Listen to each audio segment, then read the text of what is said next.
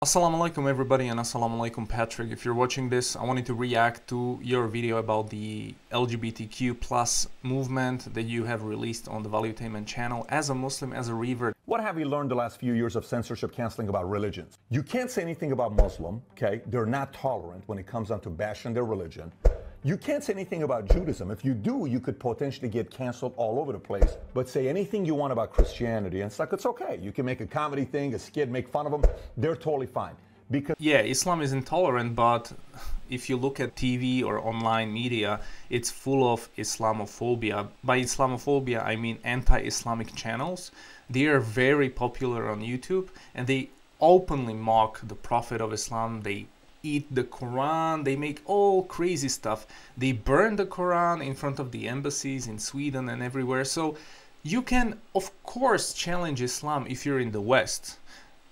We're talking about challenging Islam if you're in the country where Islam is constitutional religion. I think there it wouldn't be possible. Christians are known for being the most tolerant religion, and in America, Christians have been like, it's okay, it's okay, it's okay. And finally they're saying, dude, I am no longer okay. You're pushing the envelope with my kids and I'm sick of it. Here's what prompted this episode. A Gallup poll came out recently saying fewer in US say same-sex relations morally acceptable. Now, Gallup is not left, it's not right, it's in the middle, similar to Pew Research. Here's what they had to say. They had a lot of different issues to see the plus minus, such as birth control, divorce, having a baby outside of marriage, gambling, death penalty, abortion. Everything is there, but the one that had the biggest plus minus was gay or lesbian relations. We went from 2022, 71% being okay with it, to drop of 7% now down to 64%.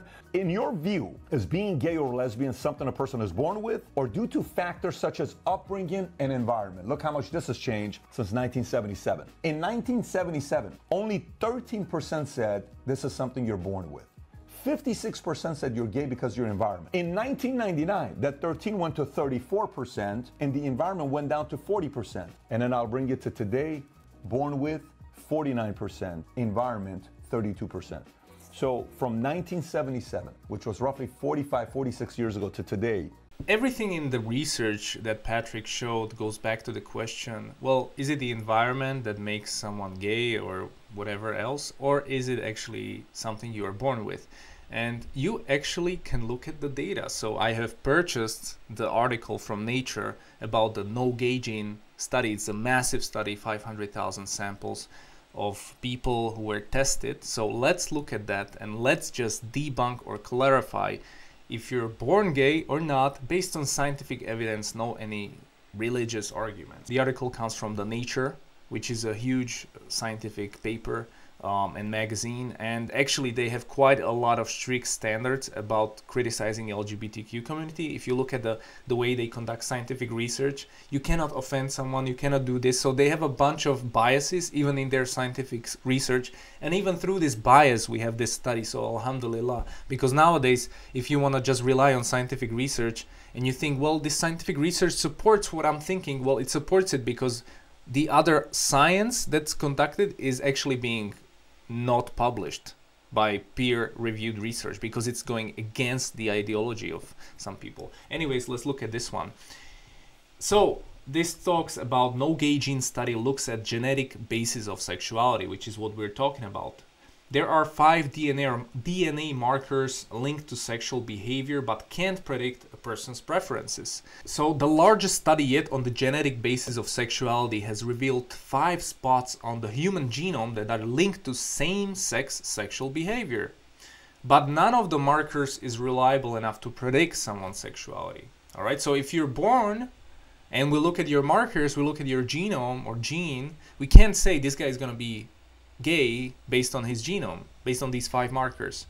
This is what they say. The findings, which were published on 29 August in Science and are based on the genomes of nearly 500,000 people, so the sample is huge, shore up the results of earlier smaller studies and confirm the suspicion of many scientists. Although sexual preferences have a genetic component, nobody denies this, so yes, there is a genetic component, no single gene has a large effect on sexual behavior. All right, so that's very important point to understand. There's a percentage there, but what's the percentage? There is no gay gene, says lead study author Andrea Ganna, geneticist at the Broad Institute of MIT and Harvard in Cambridge, Massachusetts.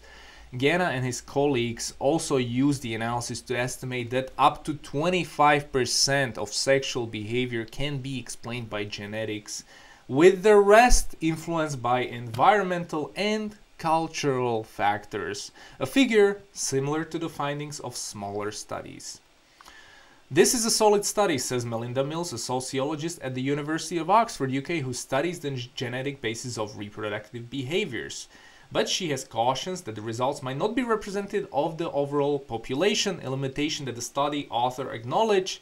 Most of the genomes come from the UK Biobank research program, so each study has some sort of limitations. But overall, we can look at 500,000 people. That's quite a huge number. I mean, we don't take this as like a complete evidence, like 100% truth. However, if it confirms all the smaller studies before, and if it indicates where the science goes, science is always just looking at the trends. And it's not 100% truth, because there can be another study that denies this one. So this is how science works. You have a gravity model that Newton discovered, then Einstein took it apart and just said, hey, he's wrong. But 200 years we went with Newton. This is the same thing. So now we are here. This is where we are.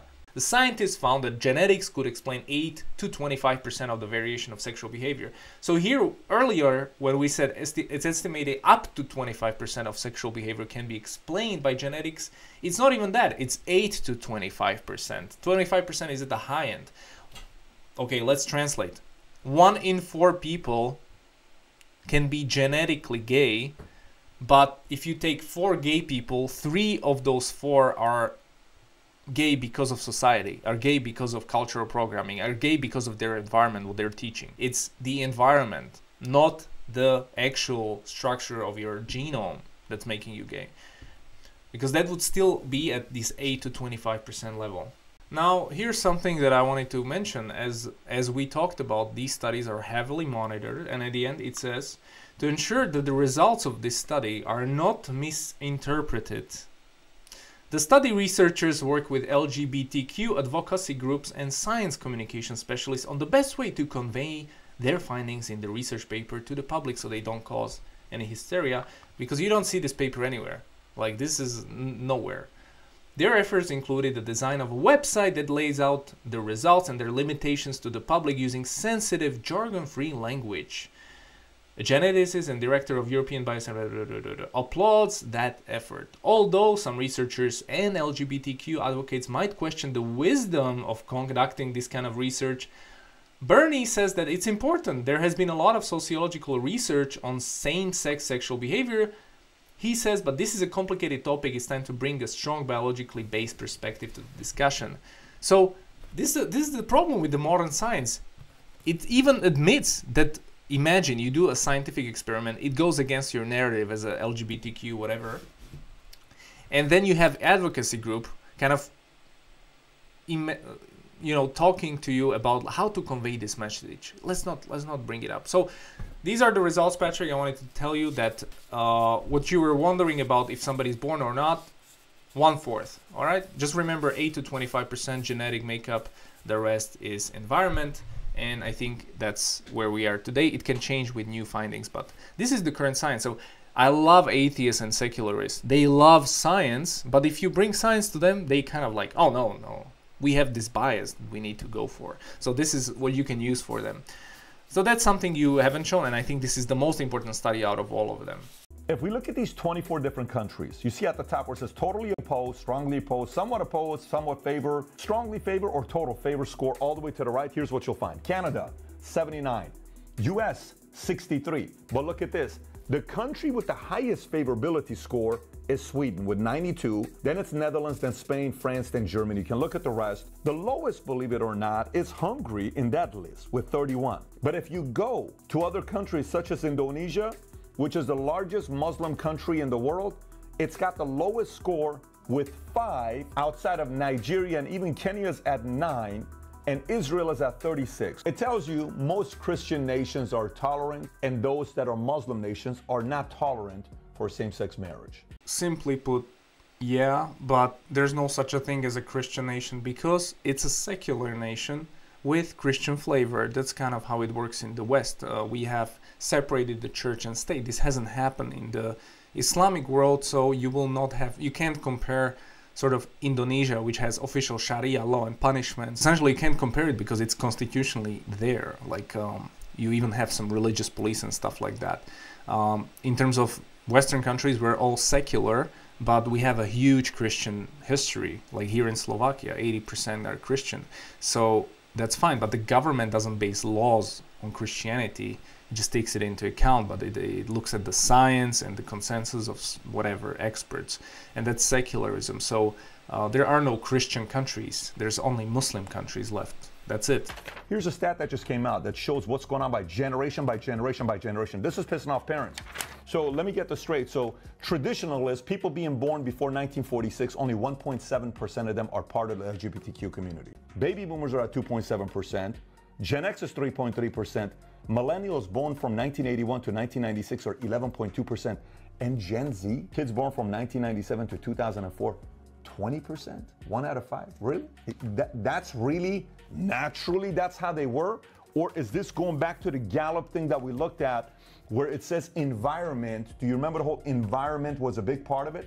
Yeah, this is saying that we were smarter 50 years ago than we are today. And by the way, it's starting to get to a point that, listen, this concept of tolerance, back in the days it was Corinth, now it was a city that was Corinth. Now America, the greatest country in the world, is turning into Corinth. The school you're going to, you're okay with that? Gay rights has turned into a religion where everybody's walking on eggshells, especially the Christian community, because we are seen, you guys are tolerant so we can take advantage of you. And Muslims say, listen man, pump the brakes, we're right here. We don't play the games here. Go do that in America, not in our country. Oh, okay, we'll respect it. But no, in America, these guys are cowards. They're so tolerant. You can take advantage of them. And based on some of the data, I think people are waking up. And they're saying, maybe we can learn a little bit from Muslims. Maybe we can learn a little bit from them. They don't compromise their standards. And maybe Christians need to start realizing we also don't need to compromise our standards and start speaking up. Again, if I pissed you off, awesome. The tolerance, even in the West, we are intolerant. Can you think about something? For example, we are intolerant of Nazis, right? So if you have an extreme hate group or somebody who wants to harm other people, we are intolerant. The police is intolerant of criminals. The police is intolerant of rapists. So every society is intolerant. You can't think of it in these black and white terms, West versus Muslim countries, whatever. No, every society discriminates. Every society tolerates or intolerates a behavior. So we all do. Now, the question becomes, what sort of behavior do we tolerate and what behavior we don't tolerate? And that's a question that everybody has to answer. But I just want to make a point that even the Western societies are intolerant. They are not tolerant. America is very intolerant, but it just kind of hides it in this liberal bias. But everyone's intolerant. Now, the question, the second one, the Christians and stuff like that. So I want to say something about Muslims because it's oftentimes these new Muslims on YouTube, famous guys, they say Islam is intolerant. No, actually Islam is very tolerant.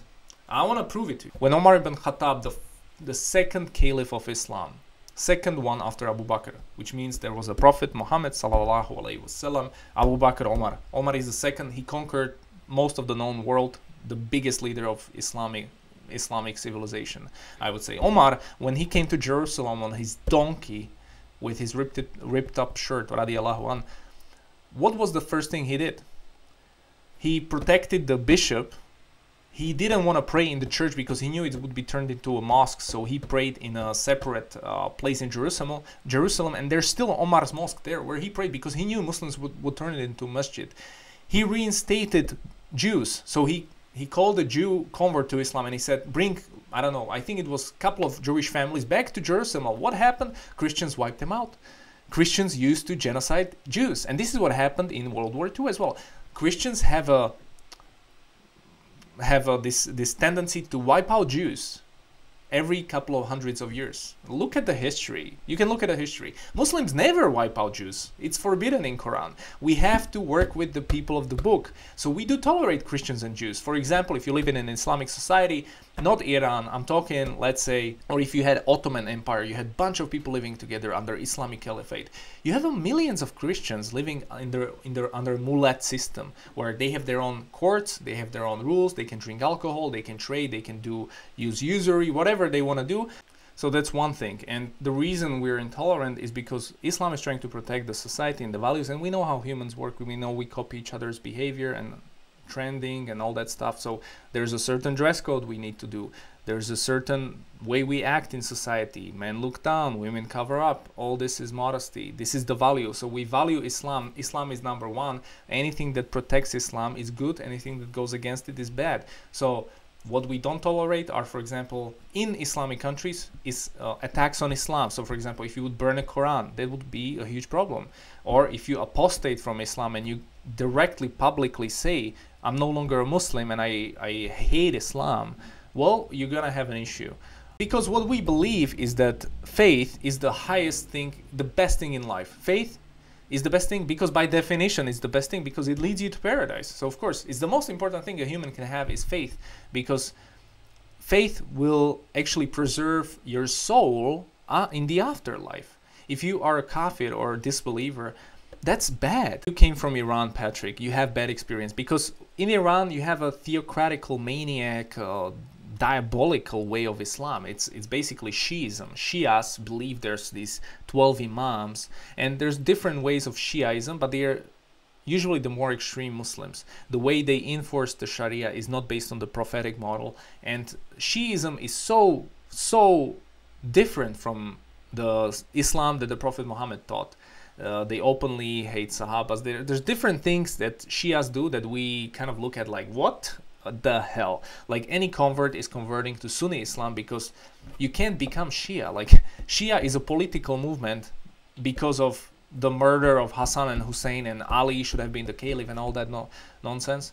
Okay, that's fine, but that's not Islam. This is some politics. This is what happened after the Prophet died. Like I don't care about this type of Islam. I only care about what happened with the Prophet. What's the Quran? And the Quran, okay, that's the Sunnah Islam. That's the Sunni Islam, and that's the type of Islam you should look into, because you have this frame in mind, maybe from your childhood or Iran or whatever, like this is how Islam looks and it oppresses women and this and that creates the most amount of atheists in Iran, because like who can survive this system? This is nonsense. But if you look at Indonesia, for example, where there's 250 million Muslims, look at them, look at Malaysia, look at all these countries, how they enforce Islamic Sharia and how they live with other different religions. And the reason why Muslims know what to tolerate or what to not tolerate and all this stuff, it's simple. We have the Quran and we have the Sunnah, which are authentic hadiths of the Prophet Muhammad. Hadith is a narration. It can be of him or a Sahaba or whatever. Why is this important? Because we derive our religion from these two sources and we don't depend on clergy. There's no Muslim like cleric or sheikh who can say, okay, tomorrow guys, gay marriage, all right? I don't care what he says, because he's not an Islamic authority, because in Islam there are no Islamic authorities. Islam is protected from bottoms up. Everyone knows what's right and wrong because it's in the Quran or it's in the authentic hadith, it's in the Sunnah. And there are so many evidences for example, fornication being haram, being forbidden. It's in the Quran.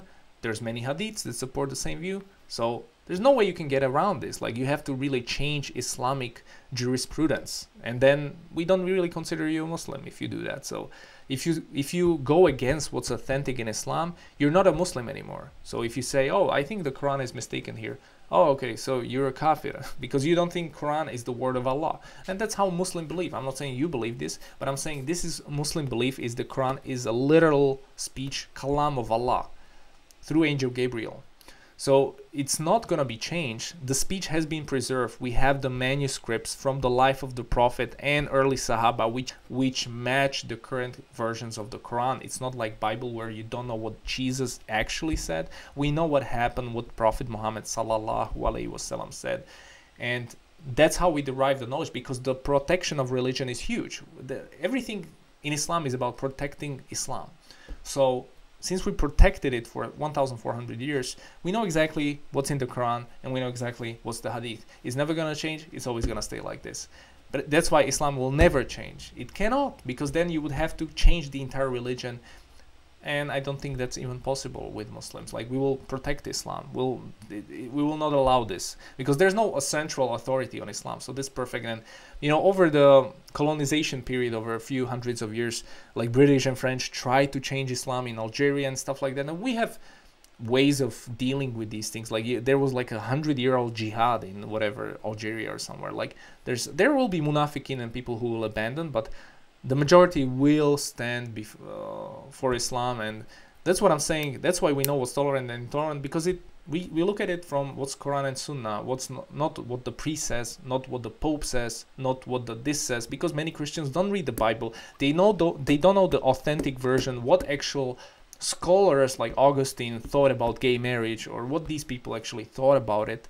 They just follow what they hear, maybe. But I think Christians should look back at their tradition. The tradition is important because it preserves the values of Christianity. As a former Catholic, this is what I would suggest. All right, so assalamu alaikum. Thank you so much for watching this video. I hope it was valuable. And Patrick, if you want to hang out, if you have a message, a DM from you on Twitter or a like would be amazing. Assalamu alaikum wa rahmatullahi wa barakatuhu, and see you in the next video.